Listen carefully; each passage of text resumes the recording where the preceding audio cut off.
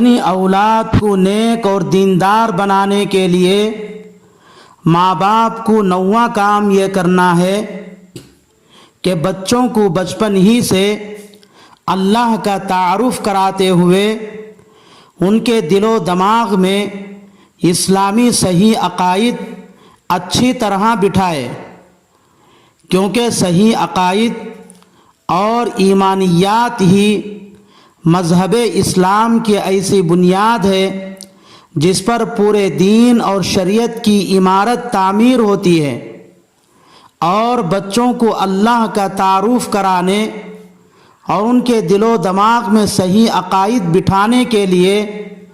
پیش خیمہ کے طور پر سب سے پہلے بچہ جب بولنے لگے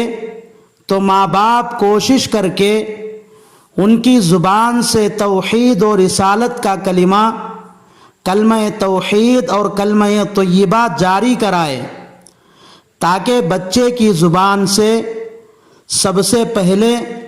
کلمہ توحید جاری ہونے کی وجہ سے اس کی پوری زندگی کے اعمال اور اخلاق پر اس کلمے کے اثرات اور برکات ظاہر ہو۔ رسول اللہ صلی اللہ علیہ وسلم نے بھی ماں باپ کو اس کی ترغیب دلائی ہے۔ چنانچہ بیہقی نے حضرت عبداللہ ابن عباس رضی اللہ تعالی عنہما سے روایت نقل کی ہے، رسول خدا صلی اللہ علیہ وسلم نے فرمایا، جس کا مفہوم یہ ہے کہ جب بچہ بولنے کے قابل ہو جائے تو سب سے پہلے اس کو کلمہ لا الہ الا اللہ سکھاؤ، اور مرتے وقت بھی اس کو لا الہ الا اللہ کی تلقین کرو، کیونکہ جس شخص کا پہلا بول لا الہ الا اللہ ہو اور اس کا آخری کلمہ بھی لا الہ الا اللہ ہو، چاہے وہ دنیا میں 1000 سال بھی زندہ رہے، اس سے قیامت کے دن کسی گناہ کے بارے میں نہیں پوچھا جائے گا۔ اس حدیث میں بچوں کو سب سے پہلے کلمہ سکھانے کی کتنی بڑی فضیلت بیان کی گئی ہے کہ ماں باپ کی تھوڑی بہت محنت اور توجہ سے بچہ سب سے پہلا کلمہ اپنی زبان سے لا الہ الا اللہ نکالے اور آخری وقت مرتے مرتے بھی لا الہ الا اللہ اس کی زبان پر جاری ہو جائے، تو درمیانی زندگی چاہے 1000 سال کی بھی ہو، اللہ کلمہ طیبہ کی برکت سے اس کے تمام گناہ معاف فرما دیتے ہیں۔ اور بچے کو کلمہ سکھانا بالکل آسان اور نہایت چھوٹا کام ہے، کیونکہ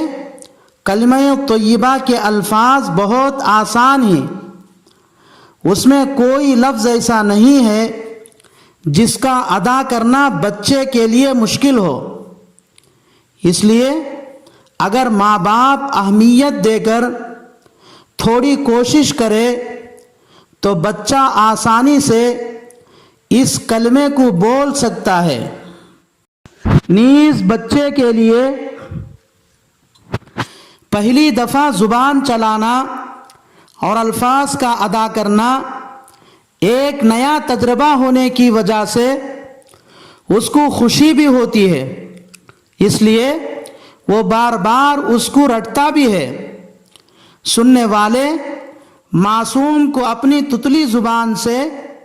بار بار کلمہ طیبہ کو پڑھتے ہوئے دیکھ کر خوش ہوتے ہیں، اور دیکھنے والوں کو بھی یہ منظر بہت ہی خوشنما معلوم ہوتا ہے۔ اس لیے ماں باپ کو چاہیے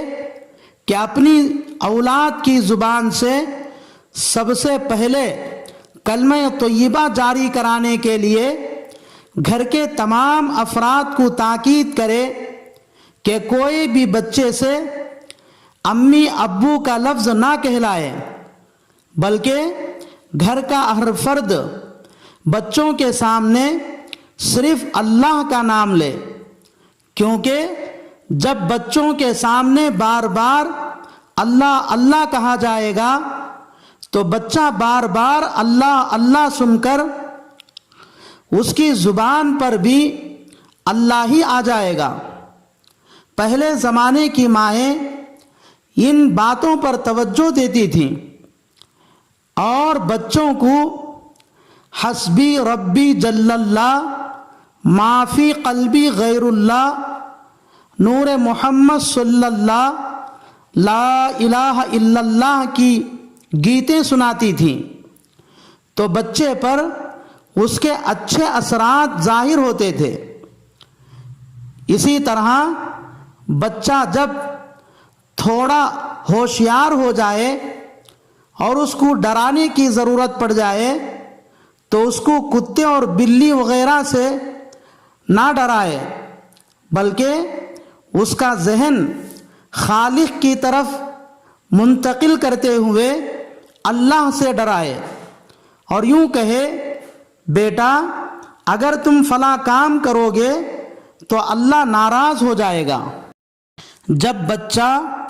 بار بار اللہ کا نام سنے گا تو ضرور سوال کرے گا کہ اللہ کون ہے۔ اب آپ کو بچے کے سامنے اللہ کا تعارف کرانے کا موقع ہاتھ لگ گیا، اس لیے آپ بچے کو اللہ کا تعارف کرائیے۔ یوں کہیے، اللہ وہ ہے جس نے مجھے اور آپ کو پیدا کیا ہے، اللہ وہ ہے جو آسمان کو بغیر ستون کے کھڑا کیا ہے، اللہ وہ ہے جو زمین کو پانی پر بچھایا ہے، اللہ وہ ہے جو بارش برساتا ہے، اللہ وہ ہے جو ہوا چلاتا ہے، اللہ وہ ہے جو ہمیشہ سے ہے اور ہمیشہ رہے گا، اللہ وہ ہے جو سب کو کھلاتا ہے مگر خود نہیں کھاتا، اللہ وہ ہے جو سب کو پلاتا ہے مگر خود نہیں پیتا، اللہ وہ ہے جو سب کو آرام کی نیند سلاتا ہے مگر خود نہیں سوتا، اللہ وہ ہے جو لوگوں کو بیمار کرتا ہے اور شفا دیتا ہے، اللہ وہ ہے جس کے قبضے میں موت و حیات ہے۔ اس طرح آپ اپنے بچوں کو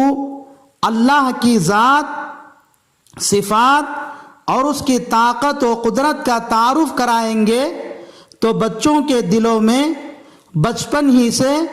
اللہ کی محبت، اس کی طاقت اور اس کی قدرت کی عظمت پیدا ہوتی ہے۔ پھر وہ بچے جوان ہو کر اللہ رسول کے احکام کے پابند ہو کر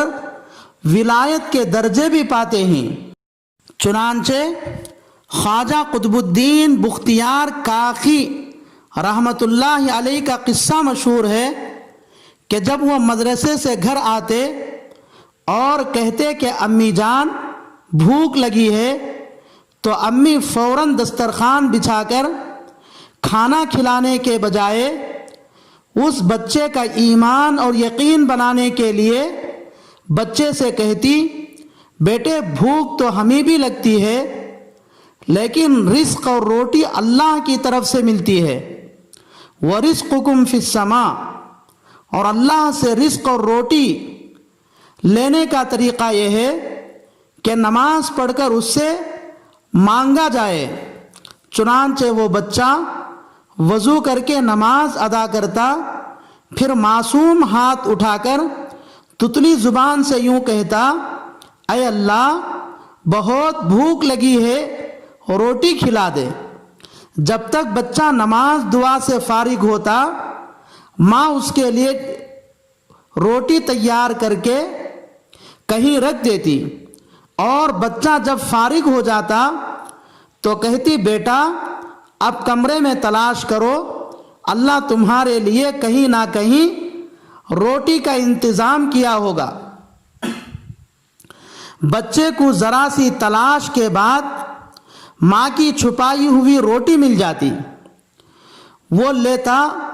اور یہ سمجھتا کہ نماز پڑھ کر اللہ سے مانگنے پر اللہ نے مجھے روٹی دیا ہے۔ اب بچے کا معمول بن گیا کہ مدرسے سے گھر آتا تو نماز پڑھ کر اللہ سے روٹی مانگتا اور تلاش کرتا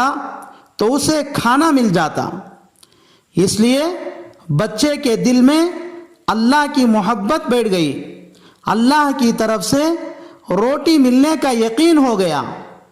ایک دن ماں کو کسی تقریب میں جانا ہوا اور وہاں دیر ہو گئی، اور جب ماں کو اچانک خیال آیا کہ بچے کے گھر آنے کا وقت ہو چکا ہے اور اس نے بچے کے لیے روٹی پکا کر نہیں آئی ہے، چنانچہ ماں بیچاری کے آنکھوں میں آنسو جاری ہیں، دل میں فریاد تھی کہ میرے مولا، میں نے بچے کا یقین بنانے کے لیے یہ سارا معاملہ کیا تھا، اگر آج میرے بچے کو کھانا نہ ملا تو اس کا یقین ٹوٹ جائے گا۔ میری غلطی کو چھپا لینا، میری محنت کو ضائع نہ کرنا،